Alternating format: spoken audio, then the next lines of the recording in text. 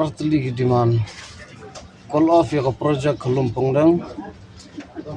withdraw ya faya jungi nganlay tak basuk nang ni hospital nganlay dro siya lapimla abanlay umta a request the district administration what rajbor yang hospital ngadang sutho ye amdai mga kran sutho syo naduk kasngi kanengkong ngam syam lapen bor yan noro ngasim hi karai ngadang jid ba kipaj ba akin long try biang ay kapung umyam bat bangan yap mga ban ye ka ba kini kibendar kindio bat long try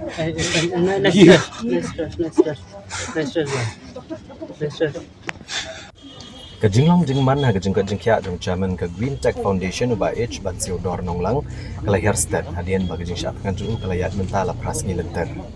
Ki doktor rengkat bagi magistrate kilapoi ban kemi ya uba Bansiu Dor ha ka kandruk terik u yayong arhajar pun rio bat kilarai benra anoi u hospital namar kila syam baka med juu kamla syo ban beteng ya kajing syat kan kebrang yat menta.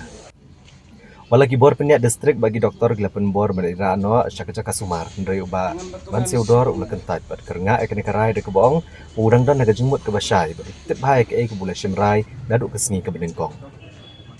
uli yang skamelor ki artli gijing dawa ki bula bu akmat ke sarkar kabelong ban pendam no ya ke projek Halumpong deng bat ban pendam no ya ke FIR ke baka bor peniak distrik lu ujor persyayu uba Bansiu Dor ulong ba un Omlech Hospital ada ke sarkar kampat penurlong yang gijing dawa bat ula kentui ke bor sarkar bakin omra jubori u ula penpauru bagian gijing shimra ju kalong na kebenta kebit kebiang jadi padba kenang bagian long kitrai halor kepung umyam abakrani gilat patai kubor ula pensyai ba shimladan ba penbori u ban le ekani ndai kedikarai ke ula shimhi na kebenta gijing bahag imlang salang kejing ki kebalayat mentala prasngi kala penlong ya kejing sokya ya ki babun nama kejing hiar kejing kok jing khia ju ndai na kalyang ju chairman ka Green Tech Foundation ula penpau ba on am kenria na kanong rim ju tat andak sarkar kala penurlong ya kejing dawa jungki ida aing kadiman scrap Lumpong dang please delete the cover on the first day in long red please no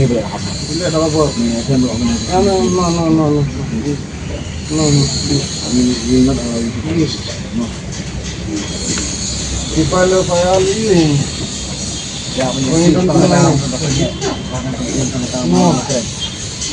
two options